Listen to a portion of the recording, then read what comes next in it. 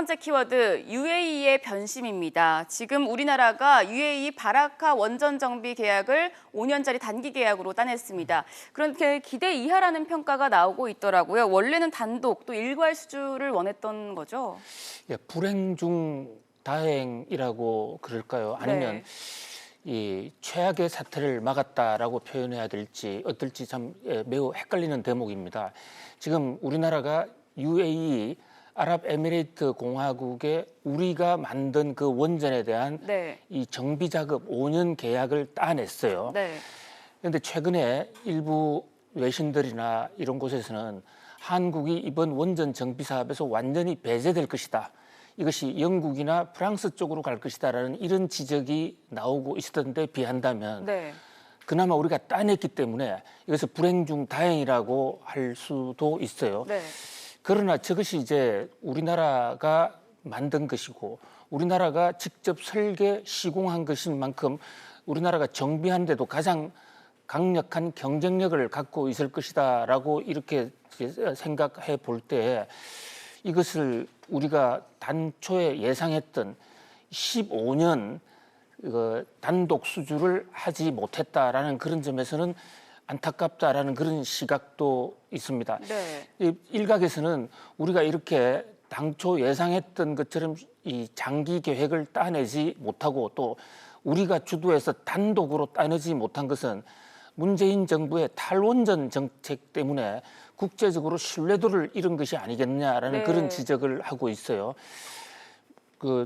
UAE 입장에서 볼 때 자국에서는 원전을 이제 더 이상 하지 않는다고 그러면서 다른 나라의 원전을 과연 얼마만큼 성의 있게 또 치밀하게 잘 해줄 것인가에 관한 그런 의혹의 눈길을 가질 수가 있죠.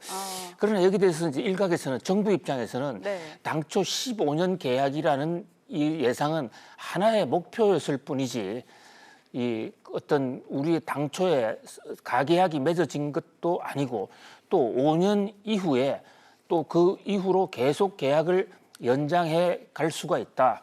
그런 면에서 이번 UAE에서의 이 정비 5년짜리 수주가 한국 탈원전 정책의 실패라고 보기는 어렵다. 네. 그리고 특히 성윤모 장관 같은 경우에는 한국의 탈원전 정책이 이번 과정에서 전혀 영향을 준 것이 없고 UAE란 나라의 자기 자체적인 어떤 원전 관리 계획, 원전 정비 계획에서의 관리 계획의 변경으로 자기들이 총책임을 맡고 하나하나 산하 하청 계약을 준 이런 방식으로 계약 시스템이 바뀐 것에 불과하다.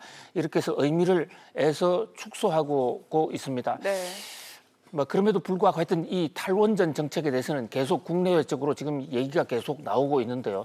국내 대학에서는 지금 원자 핵공학과 같은 데는 학생이 진학을 하지 않아서 네. 학과들이 폐과 위기를 맞고 있어요. 근데 공교롭게도 지금 탈원전 정책을 우리보다 먼저 했던 나라, 일본 같은 데는 다시 지금 돌아오고 있고 대만도 국민 투표에 붙인 결과 다시 하자는 쪽으로 지금 돌아가고 있는 이런 점, 그다음에 우리나라가 탈원전을 하는 대안으로 내세웠던 태양광 등 이런 재생에너지 이런 정책에서 속도를 내고 있지 못한다는 점, 특히 태양광 같은 경우는 속도만 내지 못하는 것이 아니라 오히려 그쪽에서 지금 부작용이 나고 있다. 이런 점들을 감안할 때 네. 이번 UAE 이 정비 사업 수주를 계기로 우리나라의 이 탈원전 정책, 원전 정책을 한번 근본적으로 재점검토해봐야 되지 않을 것인가 하는 그런 생각도 해봅니다. 네, 이어서 두 번째 뉴스 키워드도 살펴보도록 하겠습니다.